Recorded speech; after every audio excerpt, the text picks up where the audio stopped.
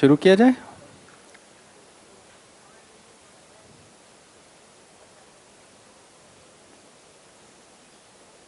Recording,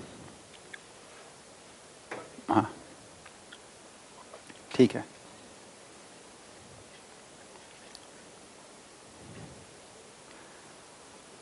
तो मानवीयतापूर्ण आचरण पे कुछ बात हुई ना, तो किसी को कुछ पूछना हो, बोलना हो तो बताइए।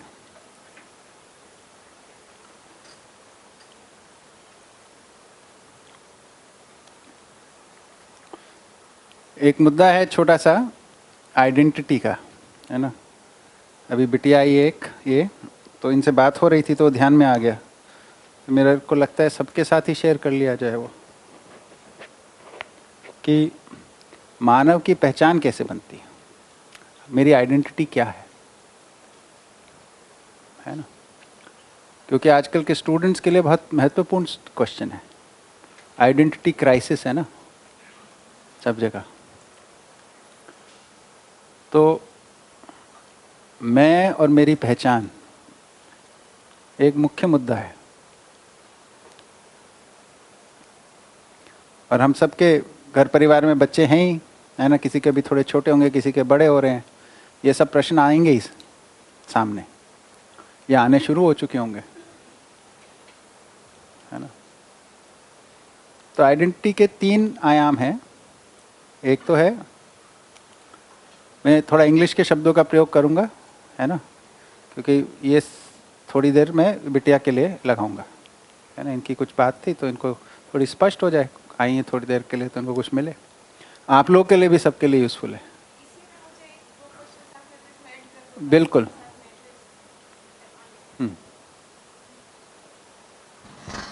जैसे ये मेरा पर्सनल क्वेश्चन ही है। मेरा बेटा 13 साल का है, टीन एज में आ गया। तो अभी पिछले 4-5 महीनों से ये प्रॉब्लम है कि मैं उसके साथ हैंडल नहीं कर पाती। हम दोनों का ट्यूनिंग अच्छा है, हाँ। पर अभी हम दोनों माने हस्बैंड वाइफ है, बेटा और आपका? बेटा, मैं और मेरा बेटा, हाँ। हम दोनों का। हाँ। तो उसके साथ मैं बिल्कुल खुल के बात कर सकती हूँ, वो भी मेरे साथ बिल्कुल खुल के बात कर सकता है। पर अभी 3-4-5 महीनों से ऐसा कुछ हो गया कि उसको जो हर चीज़ करनी है वो हर चीज़ मुझे ऐसा लगता है कि उसको नहीं करनी चाहिए। जैसे कि एज फॉर एग्जाम्पल, उसको पूरे दिन वो मोबाइल में गेम खेलना है, उसका कॉमन आंसर है कि सबकी मम्मी खेलने देती है, तू ही एक नहीं करने देती। फिर उसको बाल लंबे करने हैं और उसको हेयर बैंड लगाना है। क्या बात है। वो अच्छा उसको बोलता है कि बस मेरे क्लास में बहुत सारे बच्चे करते हैं तो मुझे भी करना है। हाँ। तो मतलब ऐसे ऐसे वो छोटे मुद्दे, सब छोटे छोटे। आप मना क्यों करते हो? जैसे कि वो गेम में ध्यान उसका डाइवर्ट हो जाता है, फिर वो कोई बात नहीं सुनता। नहीं, वो गेम का नहीं, बाल लंबे करने के लिए क्यों मना करते हैं? मुझे नहीं अच्छा लगता। और उसे अच्छा लगता है? हाँ, फिर उसको बाल में तेल नहीं डालना है, मैं उसको बोलती हूँ कि उसको लगाना चाहिए, वो अच्छा रहता है। मतलब ऐसे बहुत छोटी छोटी बातें, कोई इश्यू नहीं है, पर मुझे ये पता है कि मुझे हैंडल करना नहीं आता। इश्यू तो है, नहीं तो आप इतनी बड़ी सभा में क्यों बात कर रहे हो उसकी? मतलब मैं यही बोल रही हूँ कि मुझे हैंडल करना नहीं आता। हाँ। तो शायद ये है कि मुझे, जैसे अभी आपने वो पहचान का बोला ना, कि वो अपनी पहचान शायद इससे वो इंडिकेट करना चाहते, ऐसा तो नहीं है। इसीलिए मुझे ये क्वेश्चन अभी ध्यान आ गया। ठीक है। तो अब वो टीनेज को कैसे हैंडल करना, उसको भी बीच में बोल दी। ठीक बात है। तो देखिए क्या था कि बच्चे, हमने पिछली बार भी थोड़ी सी बात की थी इस पे। मानव जो है उसकी शरीर यात्रा में अलग अलग स्टेजेस हैं, इसको हमें समझना पड़ेगा। तो मानव की शरीर यात्रा में मानव का जन्म होता है और शरीर यात्रा पूरी होने के वक्त उसकी मृत्यु होती है। ये 2 पहले पकड़ना है। इसके बीच का जो टाइम है इसको शरीर यात्रा कहते हैं। इसमें अलग अलग स्टेजेस हैं, है ना। एक तो बिल्कुल शिशु अवस्था है ना। मान लीजिए पहले 5 वर्ष को हम शिशु अवस्था कह देते हैं, है ना। फिर उसकी शिक्षा की एक स्थिति आती है ना। 5 वर्ष की आयु के बाद स्कूल जाना शुरू होता है। उसकी शिक्षा पूरी होती है 17-18 साल की आयु में आके, है ना। फिर उसके अंदर कुछ वो या तो कुछ काम में लगे या और शिक्षा करेगा, है ना। तो 20-22 साल की आयु के बाद फिर तो कोई व्यवसाय करने की बात है उसकी, है ना। ये जो अलग अलग स्टेजेस हैं, इसमें अलग अलग तरीके से पर्सनालिटी में चेंजेस आते हैं। इसको हमें पकड़ना पड़ेगा। तो 10 साल की आयु तक बच्चे के अंदर आज्ञा पालन की प्रवृत्ति होती है। आप बोलोगे वो करेगा। अब उसके आगे चला गया, वो तो 3 साल तक सब्र में रहा, पर आप चेंज नहीं किए। अब वो उसको मालूम ही नहीं है कि उसको अपने को एग्जर्ट करना है, वो अपनी इंडिविजुअलिटी को अब वो उजागर करेगा आपके सामने। आपको चेंज होना है। अब वो आज्ञा पालन में नहीं रहेगा, अब वो तार्किक विधि से चलेगा। और तर्क में आप बता रहे हो उसे कि मुझे अच्छा लगता है, ये कहाँ खड़ा होएगा तर्क? वो बोलता है मुझे अच्छा लगता है, तो इसमें तो कोई मतलब, इसमें तो दोनों ही बराबर के तर्क है ना। तर्क ही नहीं है दोनों के पास, है ना। मुझे अच्छा लगता है, मुझे अच्छा लगता है। अब उसका शरीर है, उसको अच्छा लगता है, वही चलना चाहिए फिर तो ये जो मुद्दे हैं, अब वो पहले इन सब पे आपकी बात मान लेता था। आपकी परेशानी ये, आप बात नहीं मान रहा है, तो पहले तो ये आपको स्वीकारना पड़ेगा। वो आपकी बात नहीं मानेगा, अगर वो तर्क संगत नहीं है तो बात नहीं मानेगा। अब उसको उसकी विचार शक्ति जो है उसका प्रयोग करना शुरू कर दिया वो। अब वो आपसे प्रश्न करेगा, पर प्रश्न में संतुष्ट होगा तो आपकी बात स्वीकारेगा, नहीं तो नहीं स्वीकारेगा। इस स्टेज को बोलते हैं अनुशासन। अनुशासन होता है तर्क के आधार पर जीने का नाम। तार्किक विधि से, तर्क संगत विधि से जीना चाहता है, समझना चाहता है, करना चाहता है। जब तक ये तर्क संगत नहीं होगा वो नहीं स्वीकारेगा। अगर तर्क संगत लगेगा खट से स्वीकार लेगा, ये भी आप जांच के देख सकते हैं। फिर आता है स्वनुशासन, उसके आगे 5 साल, है ना। ये 14-15 साल तक अनुशासन की स्थिति है, उसके आगे, है ना, किसी के 15 में, कि 16-17, है ना, वो कोई ऐसी फाइन लाइन नहीं है। तो उधर अब वो केवल अपने अधिकार पे जीना चाहता है, पूरी इंडिपेंडेंस चाहता है, वो अपने को समझदार और जिम्मेदार के रूप में पहचान चाहता है, चाहे वो समझदार जिम्मेदार हुआ है या नहीं हुआ है। तो शिक्षा का काम, परिवार का काम ये था कि वो जब तक उस आयु में आए तब तक उसको समझदार और जिम्मेदार बना दे। वो तो हम कर नहीं पाए। उसकी मानसिक स्थिति वहां पहुंच गई है कि वो अपने को चाहता है, उसकी वैसी पहचान, है ना। आप बोल के देखिए किसी बच्चे को 17-18 साल के, तुम समझदार नहीं हो, कैसा लगता है उस बच्चे को, है ना। आपको ही कोई बोल दे कि आप समझदार नहीं हो, कैसा लगता है ना। स्वीकार नहीं होता ना। या कोई बोल दे जिम्मेदार नहीं हो, बहुत खराब लगता है। वो उनको भी लगना शुरू हो चुका है, जबकि उसके लिए प्रमाण कोई नहीं है उनके पास अपनी समझदारी को दिखाने के लिए। जिम्मेदारी आप लोग के पास तो बहुत सारे प्रमाण है। परिवार की जिम्मेदारी को देख रहे हो, है ना, समाज में कोई भागीदारी कर रहे हो। उन्होंने अभी नहीं किया वो सब, पर वो पहचान चाहते हैं वो, ठीक है ना। तो उस आयु तक आते आते तक शिक्षा में उनकी एक स्थिरता आ जानी चाहिए थी समझ की। उनमें सही गलत का निर्णय करने की समझ आ जानी चाहिए थी, तब तक वो नहीं हम दे पाए। तो अपनी मनमानी के हिसाब से कुछ करते हैं। आप उसमें उनकी कर्म स्वतंत्रता में हस्तक्षेप करते हो, उनको स्वीकार नहीं होता है ना। जो कि अनुशासन की आयु में बिना तर्क के आप उनके कर्म स्वतंत्रता में हस्तक्षेप कर रहे हो, उसको स्वीकार नहीं होता है। तर्क के साथ कर दो, तर्क स्वीकार के आपको हस्तक्षेप करने देगा, है ना। तो ये तो आयु के साथ हमें भी एज अ पेरेंट ग्रो करना है ना। फिर स्वनुशासन की आयु के बाद अब आप पेरेंट के रूप में नहीं है, वो बराबर हो गए। अब उसके साथ समझदार और जिम्मेदार व्यक्ति के रूप में बात करनी पड़ेगी आपको। वो आपको भी क्वेश्चन कर सकता है, आप भी उसको क्वेश्चन कर सकते हो। तो अब आपको सभा विधि से चलना पड़ेगा, आपको एक शिष्टतापूर्वक, वार्तालाप, संवाद पूर्वक चलना पड़ेगा उसके साथ। अपनी बात को पूरी तरीके से स्पष्ट, उसकी बात को पूरी तरह से सुनना पड़ेगा। जैसे हस्बैंड वाइफ में होता है, या ब्रदर सिस्टर में होता है, जो बराबर वालों के साथ जो भी होता है, कुलीग्स के साथ होता है, वैसे ही बच्चे के साथ करना पड़ेगा एक 22-23 साल की आयु के बाद। पर अगर आप तैयार नहीं होगे तो आप चाहोगे कि 25 साल का युवक भी आपके बच्चे की तरह रहे। आप बोलो तो उसको आज्ञा पालन करे वो, है ना। अभी तो ऐसा भी अपेक्षा बनी है 50 साल का हो गया फिर भी उसको माँ बाप के आज्ञा पालन करना। तो ये हमारी गलत अपेक्षाएं हैं, यही पीड़ा का कारण बनती है, यही परस्परता में दबाव बनती है। तो अपेक्षा आयु के साथ हमारी भाई जो स्थिति है सामने वाले की, उसको ध्यान में लाएंगे कि नहीं लाएंगे हम।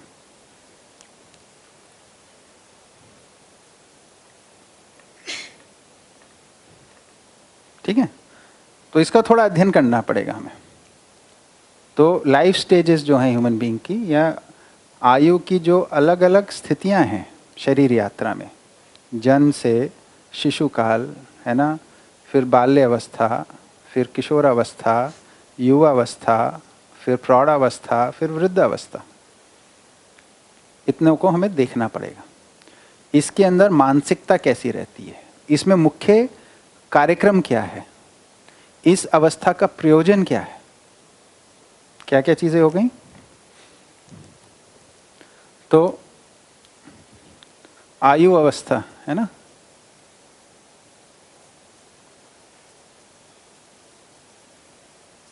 इसमें आ गया, तो जैसे उसका प्रयोजन क्या है इस आयु अवस्था का, ठीक है।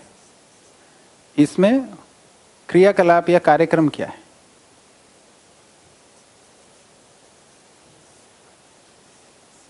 ठीक है। इसमें सफलता का आधार क्या है, क्या सफलता का मापदंड क्या है।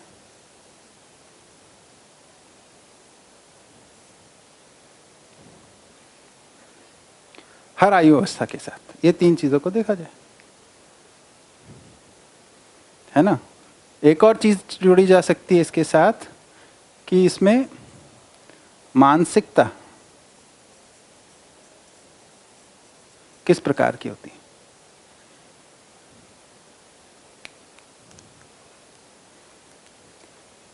है ना। इसको हम शिशु का मतलब हो गया जन्म से लेके 5 वर्ष की आयु तक मान लीजिए, ठीक है। बाल्य अवस्था, इसको आप मान लीजिए 6 से 10 साल की आयु तक। किशोरावस्था 11 से 15,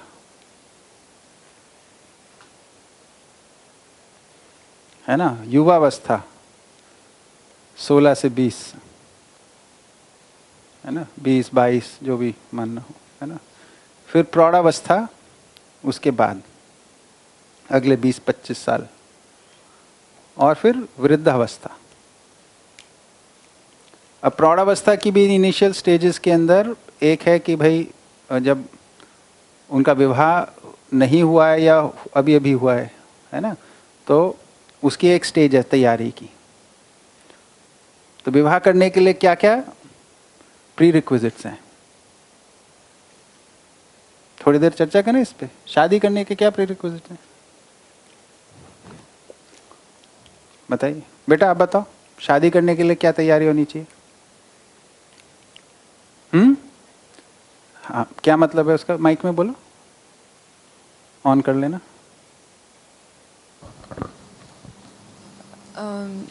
हर तरह की समझ, यानी मैच्योरिटी होनी चाहिए, फिर लाइफ की जो सिचुएशंस आए अच्छी बुरी कुछ भी, उसे टैकल करने की समझदारी होनी चाहिए। Very good. और कोई बात, ठीक है। आप लोग बताइए कुछ और। स्वावलंबन होना चाहिए, है ना, मतलब उनके जो मटेरियल नीड्स को पूरा करने के लिए उनके पास कोई ना कोई स्किल होनी चाहिए, ठीक है। और बताइए, इतने में सफल हो जाएगा तो क्या होना चाहिए, और बताइए ना।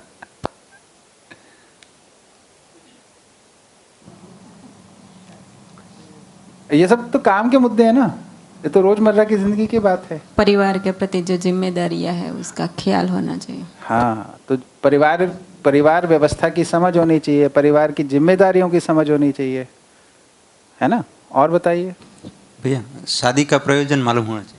बिल्कुल, तो शादी करने जाए तो उसका प्रयोजन तो मालूम ही होना चाहिए। ठीक है, और क्या होना चाहिए बताइए। प्रयोजन शब्द समझते हो बेटा, शादी का प्रयोजन।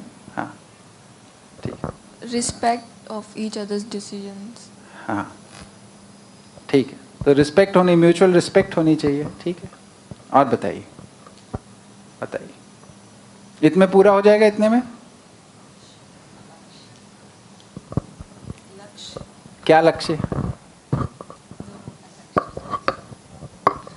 दोनों का लक्ष्य एक रूपता बहुत इम्पोर्टेंट है कि मानव लक्ष्य के लिए ये मतलब वो विवेक होना बहुत ज़रूरी है। उस अर्थ में ही पूरा आगे बढ़ना है। तो लक्ष्य की एकरूपता होना बहुत जरूरी है, और वो तभी होगी वो जब मानव लक्ष्य के अर्थ में होगी। तो वो केवल दो के लिए नहीं है, देखिए क्या, दोनों के लिए तो लक्ष्य एकरूपता चाहिए। मानव लक्ष्य होने से उनको समाज का भी सहयोग मिलेगा, है ना। नहीं तो दो लोग तो कुछ भी लक्ष्य बना के चल ही सकते हैं साथ, लेकिन बाकी लोगों का सहयोग नहीं मिलेगा। आजकल क्या होता है भाई, हम दोनों मिलके खूब कमाएंगे, खूब ऐश करेंगे, ये लक्ष्य बन जाता है, बाकी लोगों का सहयोग नहीं मिलता उसमें, और परेशानी बन जाती है फिर, है ना। माँ बाप रोज फोन कर देते हैं, कभी कोई शिकायत हो जाती है, भाई बहन कोई शिकायत कर देता है, कुछ हो जाता है, तो इसमें सब बाधाएं लगती हैं, फिर बोझ लगने लगते हैं संबंध सारे। तो मानव लक्ष्य के अर्थ में लक्ष्य एकरूपता होगी तो बाकी लोगों का भी सहयोग मिलेगा। ठीक है, और बताइए।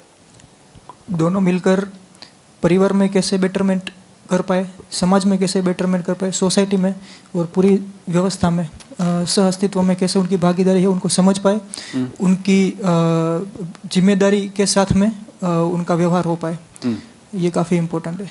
तो फिर दोनों को साथ में समझ के एक रास्ते पे समझदारी के साथ चल करके उनका लक्ष्य तक पहुंच पाए। बढ़िया, बहुत बढ़िया, और बताइए। और दोनों मिलकर के आने वाली जो पीढ़ी है उन दोनों से फिर उनको कैसे अच्छी तरीके से जिम्मेदारी के साथ करेंगे। बढ़िया, हाँ चाहिए पीछे, हाँ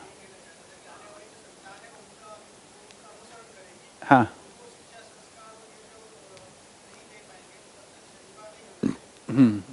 ठीक, बहुत बढ़िया। और कोई जोड़ना चाहेगा कुछ? दर्शन के इसमें मिनिमम मानव पद तक पहुँचे फिर ही विवाह करें। हाँ ठीक है, वो तो अभी वो है, थोड़ी परिस्थिति अनुकूल नहीं है उसके लिए, क्या करें। आयु के अनुसार भी क्या फिर विवाह रोक देने चाहिए, क्या हो जाने चाहिए? दीदी बड़ी जल्दी नहीं बोली। ठीक है ना, हो जाना चाहिए। क्या सही आयु है विवाह करने की? बेटा आपको क्या लगती है सही आयु?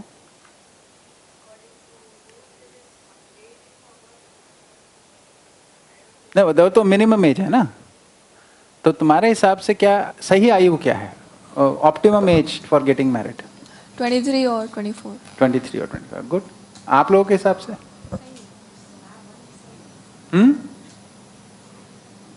नंबर नहीं आ रहा कोई? 18 to 25, ये आयु क्यों? आपसे तो मैं क्यों पूछ सकता हूँ ना। शरीर का विकास एक बात, और शिक्षा कंप्लीट करके जो व्यवसाय भी तब तक हो जाता है। हाँ, तो व्यवसाय की कुछ तैयारी हो जाती है। बढ़िया, तो दो चीज हो गई। और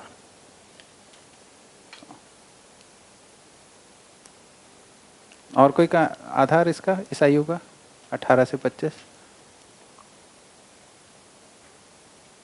ठीक, युवा अवस्था है तो हाँ हाँ, वो तो ठीक है, वो बात हो गई कि शरीर ठीक से विकसित हो गया है ना, उस रूप में। हाँ बताइए। और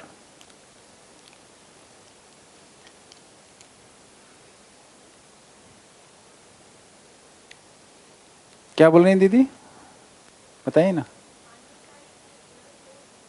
हाँ, अच्छा, तो उससे क्या फायदा होगा?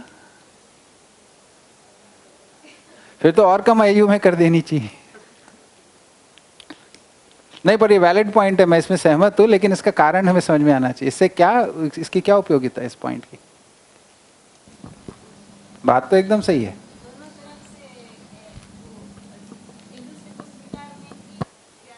हाँ, लचीलापन होगा, नहीं तो ज्यादा आयु में शादी हो जाएगी, हमारा व्यक्तित्व ज्यादा रिजिड हो जाएगा, तो लचीलापन नहीं, एडजस्ट नहीं कर पाते एक दूसरे के साथ, है ना। आजकल शादी की आयु क्या मानी जाती है, जो चल रही है आजकल, ट्रेंड क्या है? हैं 25। अच्छा ठीक है, तो देखिए, तो वहां से शुरू करते हैं जहां से भैया ने बात की। शादी का प्रयोजन क्या है?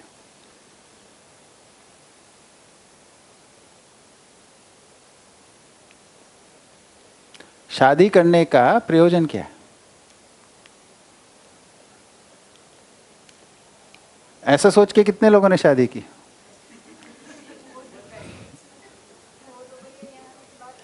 अच्छा, ठीक है, ठीक है। चलिए, इधर आने के बाद क्या पता चला कि मानव परंपरा को बनाए रखना है।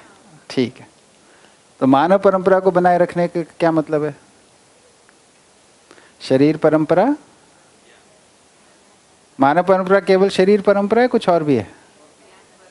दोनों है। तो शरीर परंपरा और ज्ञान परंपरा को बनाए रखना। शरीर परंपरा को बनाने के लिए प्रकृति प्रदत्त विधि से वो काम चल ही रहा है, पीढ़ी दर पीढ़ी, तभी तो हम लोग हैं सब।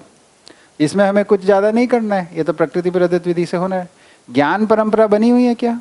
नहीं, तो उसके लिए कुछ काम करना है। ठीक है, एक तो शादी का पर्पस है मानव परंपरा को बनाए रखना, है ना। अब मानव परंपरा के लिए शरीर परंपरा को बनाए रखना है, ज्ञान परंपरा को बनाए रखना है। तो शरीर परंपरा को बनाए रखने के लिए क्या क्या करना पड़ेगा? शरीर की कुछ आवश्यकताओं को पूरा करना पड़ेगा। जैसे हमारे घर में संतान आएगी, तो संतान का पोषण के लिए हमें आहार, आवास, अलंकार की वस्तुएं प्रदान करनी पड़ेंगी, है ना। शिक्षा की वस्तु प्रदान करनी पड़ेगी। इसकी जिम्मेदारी कौन लेता है? माता पिता। तो विवाह का प्रयोजन क्या हो गया? माता पिता के रूप में प्रतिष्ठित होने का लक्ष्य। तो प्रयोजन क्या है? माता पिता के रूप में प्रतिष्ठित होना है। इससे कम में विवाह का प्रयोजन नहीं समझ में आता। कई लोग बोलते हैं साथ के लिए, तो साथ तो आप मित्र रूप में भी रह सकते, भाई बहन रूप में भी रह सकते। विवाह अगर करना है तो विवाह करने का अर्थ है माता पिता के रूप में प्रतिष्ठित होना है। वो जिम्मेदारियों को पूरा करने के लिए आप विवाह करते हैं। ठीक लगती है बेटा ये बात? नहीं? बताओ, कुछ विचार दो, तुम क्या सोच रही हो? माइक दीजिए।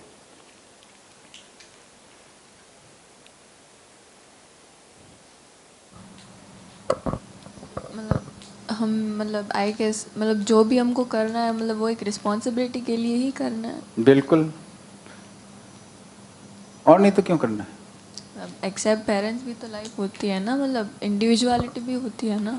हाँ, क्या है? जैसे फॉर एग्जाम्पल, मतलब मुझे तो मैरिज का कॉन्सेप्ट समझ ही नहीं आता। हाँ ठीक है, अभी आपकी आयु भी नहीं हुई है तो नहीं समझ में आता होगा, लेकिन इंडिविजुअली क्या करना चाहते हो आप? मुझे जैसे आप बोले ना कि भाई सब कुछ मैरिज के लिए थोड़ा ना है, इंडिविजुअलिटी भी कोई चीज़ है।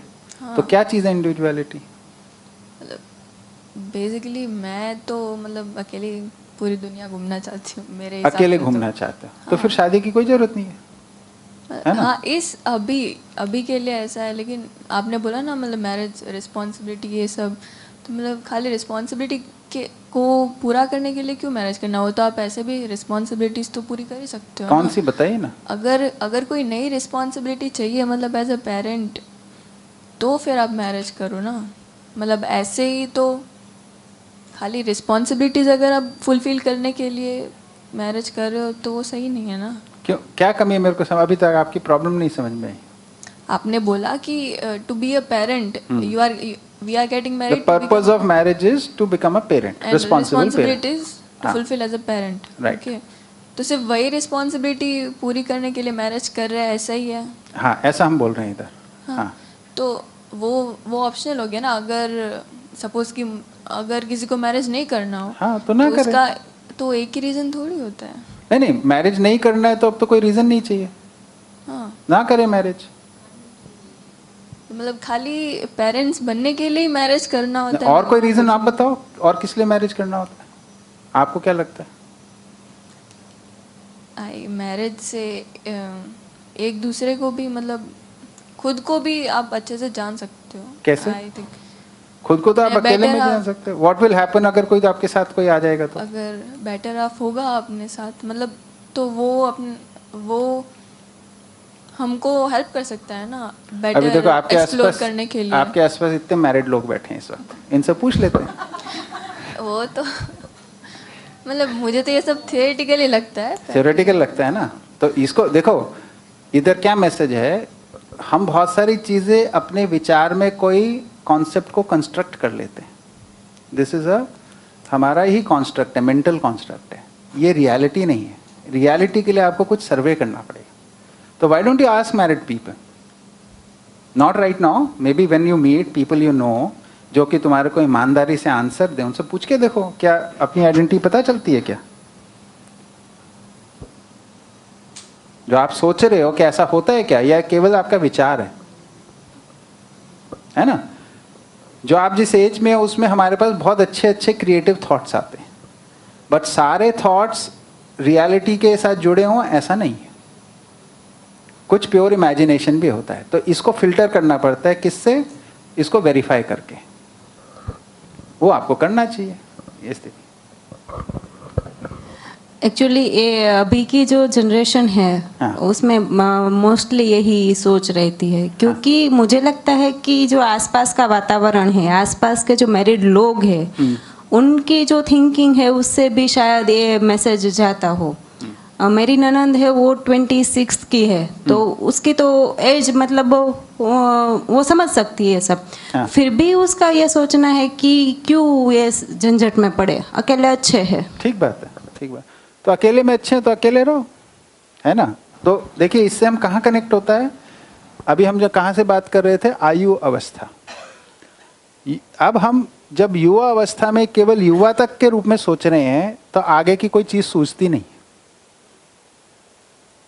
पूरे लाइफ टाइम के बारे में सोचेंगे तो फिर कुछ चीज समझ में आएगी। हम देखते ही नहीं है कि हमारे आसपास भी वृद्ध लोग हैं, हमारे आसपास भी प्रौढ़ लोग हैं, युवा हैं, बच्चे हैं। तो हर मानव इन सभी स्थितियों से गुजरता है। ठीक है? जैसे आज पूछूं मैं तो वृद्धावस्था की सबसे बड़ी समस्या क्या है? अकेलापन। तो जब हम वृद्ध होंगे क्या ये समस्या हमारे सामने होगी या नहीं होगी? इसका इलाज क्या है? परिवार। परिवार कहां से आएगा तब? युवावस्था में शुरू करोगे तो वृद्धावस्था में उपलब्ध होगा ना। क्यों बेटा, क्या लगता है? सर एक और एक एक एक क्या लगता है? ठीक है ना ये बात? तो ऐसे ही तो हमारे को क्या होता है, हम जिस स्टेज में हैं बहुत मतलब नैरो माइंडेडनेस से उसी टाइम का हम सोच रहे हैं। हमारे को थोड़ा जूम आउट करना है और थोड़ा लॉन्ग टर्म सोचना है। कितना लॉन्ग टर्म? अपने को फ्रॉम बर्थ टिल डेथ का सोचना है और सारी लाइफ स्टेजेस का सोचना है। हर एक के लिए कार्यक्रम होना चाहिए। अब जैसे ये समझ में आता है हर मनुष्य वृद्ध होता है तो वृद्धों का सम्मान होना चाहिए, नहीं होना चाहिए? क्योंकि मेरे को भी वृद्ध होना है तो आगे जाके मेरे को भी जरूरत होगी। केवल इस डर की वजह से नहीं, बट इसलिए क्योंकि ये हर किसी के लिए स्थिति है। तो सामाजिक व्यवस्था जो बनेगी हर लाइफ स्टेज को एड्रेस करने के लिए बनेगी। आज की क्या है, केवल युवाओं के लिए व्यवस्था बनी हुई है। जो शरीर से सक्षम है उनके लिए व्यवस्था है, बाकी सबको कहीं ना कहीं सेट कर दिया। छोटे बच्चों को क्रैश में डाल दो, बुजुर्गों को ओल्ड एज होम में डाल दो। दे शुड नॉट इंटरफेयर, है ना, they should not cause problem. जब खुद की बारी आएगी, है ना, तब हम ओल्ड एज होम में रहना चाहेंगे या परिवार में रहना चाहेंगे? तो उसके लिए आज संबंध का निर्वाह करेंगे तो हमारे को तब संबंध मिलेगा। ठीक है ना? अगर आज की डेट में हम काम के लिए संबंध को इग्नोर करेंगे तो बच्चों को क्या मैसेज जाएगा? काम ज़्यादा इंपॉर्टेंट है, संबंध कम है। तो जब आप बूढ़े होंगे तब काम ज़्यादा इंपॉर्टेंट है, संबंध सेकेंडरी है। वो मैसेज उसके अंदर पहले से बैठा हुआ है। ठीक है? खैर वापस आते हैं, विवाह के लिए हम बात कर रहे थे। तो ये विवाह का प्रयोजन है माता पिता की जिम्मेदारी का निर्वाह करने के लिए माता पिता के रूप में स्थापित होना, है ना? तो माता पिता क्यों बनना है अब? है ना?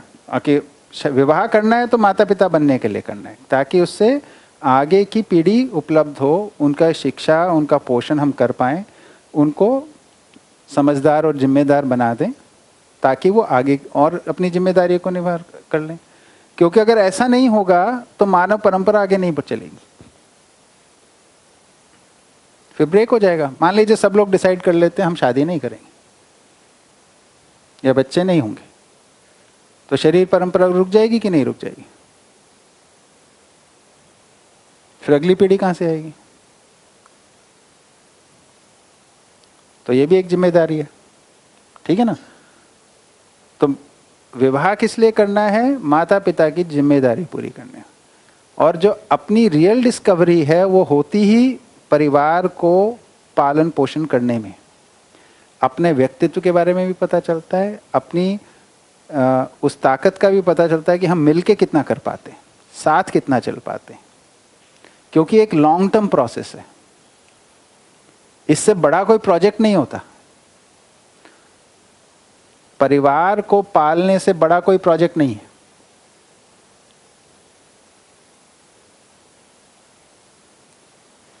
तो उसके अंदर हमारी जो आप बात कह रहे हैं ना कि इंडिविजुअल की डिस्कवरी, इंडिविजुअलिटी भी उसी में निखरती है। हमारी जिम्मेदारी के साथ ही इंडिविजुअलिटी निकलती है। उससे कम में हम फ्लावर नहीं कर पाते, हम ब्लूम नहीं कर पाते। इररिस्पॉन्सिबिलिटी में कोई ब्लूमिंग नहीं है। जैसे आप देखोगे अपनी लाइफ जर्नी को जितनी अभी तक की है, जब जब आपने जिम्मेदारी लेके उसको पूरा किया, आपकी उतनी ग्रोथ हुई है।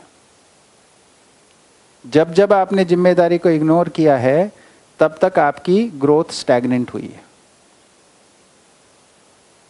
ये समझने की बात है। पर अभी क्या लगता है, जिम्मेदारी लेना समस्या है, जिम्मेदारी से बच गए तो मजा ही मजा है। ऐसी मानसिकता आ गई, ऐसा एटीट्यूड आ गया, है ना। तो हर आयु अवस्था का प्रयोजन,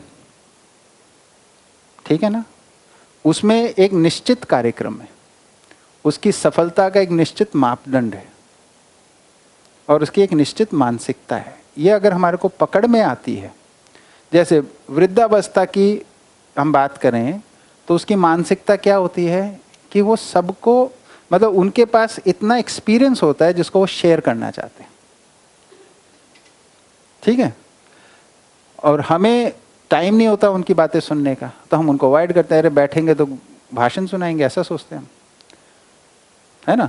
तो हम उनके लिए कोई कार्यक्रम ही नहीं बना पाते। छोटे बच्चे होते हैं, उनको सारा टाइम ध्यान चाहिए, सारा टाइम कोई ऐसा चाहिए जो उनको बताए क्या करें। उनको भी हम ध्यान नहीं दे पाते क्योंकि हम व्यस्त हैं, युवा पीढ़ी या प्रौढ़ पीढ़ी। तो हम देखते हैं कि जो बच्चे हैं और जो वृद्ध हैं, इनकी पूरकता है। एक ध्यान देना चाहता है, एक ध्यान लेना चाहता है। अगर इनका एसोसिएशन बना देते हैं हम परिवार व्यवस्था में, तो दोनों एक दूसरे के साथ खुश रहते हैं, है ना। इतना ही तो सोचने की बात है, ठीक है। तो ऐसे अगर हमें मानसिकता का ध्यान समझ में आता है, कैसी मानसिकता है किस आयु अवस्था की, तो उसके अनुसार हम कार्यक्रम विकसित कर सकते हैं, है ना। उसके अनुरूप कार्यक्रम हो सकता है, उसके अनुरूप व्यवस्था हो सकती है उसको पूरा करने के लिए। तो ऐसे ही जो 5 साल से 10 साल का बच्चा, वो आज्ञा पालन में रहता है, तो हमारे लिए, पेरेंट के लिए बड़ा कंफर्टेबल है, जो बोलते हो करता ही है। पर उससे आगे जाता है तो वो अब आज्ञा पालन छोड़ देता है, अब वो क्वेश्चन करने लगता है। इससे हमें परेशानी होती है कि अब मेरी बात नहीं मानता, है ना। तो अब हमारे को ये देखना है कि किस मानसिकता में आ गया, उसके अनुरूप हमारा कार्यक्रम होगा ना। अभी आज्ञा पालन में नहीं चलेगा तो पहले से ही तैयारी कर लें, हम पहले से ही हम वो रास्ते बना लें डायलॉग के, जब वो आज्ञा पालन में कि बेटा समस्या होती है तो बात करना है। ये कब होगा? ये बाल्य अवस्था में ही करना पड़ेगा। आज्ञा पालन की स्थिति में उसके साथ संवाद की अभ्यास में वो आ जाए, ताकि जब अनुशासन की जगह पे आएगा, जब वो क्वेश्चन करना शुरू करेगा, भाई बेटा समस्या बैठ के बात करनी पड़ेगी, तो स्वीकार लेगा क्योंकि उसको पहले से अभ्यास है। उस वक्त जब वो आर्ग्यू करने लगा, आप तब बोलोगे नहीं बैठ के बात करेंगे, और उसको आदत नहीं है तो बोलेगा नहीं मेरे को नहीं बात करनी, या तो मेरी बात मानो या मुझे जो करना है करने दो। तो समझदारी है योजनाबद्ध विधि से जीने का नाम। तो जब हमारे को चीजें समझ में आती है तो हम प्लानिंग करके चीजों को व्यवस्थित करके चलते हैं। अब जैसे ही टीनेज में आएगा गर्लफ्रेंड बॉयफ्रेंड के चक्कर शुरू होंगे। अब इसकी अगर हमने पहले से तैयारी की हुई है, बातचीत कर रखी है, इसको हम एड्रेस कर सकते हैं। अब देखिए गर्लफ्रेंड बॉयफ्रेंड संबंध इसमें सात संबंध में तो नहीं आता कहीं, क्यों नहीं आता?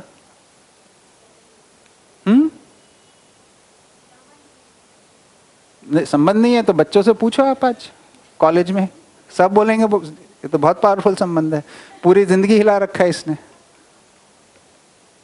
क्यों बेटा, ऐसा चलता है ना, बहुत पावरफुल है ना इस वक्त।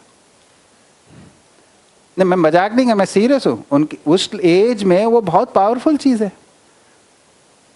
तो अब इसमें क्या किया जाए? आप उस वक्त बोलते कि ये तो नहीं होना चाहिए, उसको लगता है सब कुछ ही इसमें होना चाहिए, दुनिया का मीनिंग इस संबंध से उसको लग रहा है, उस वक्त आप बोलते हैं नहीं ये तो गलत है, वो कैसे स्वीकारेगा इसे?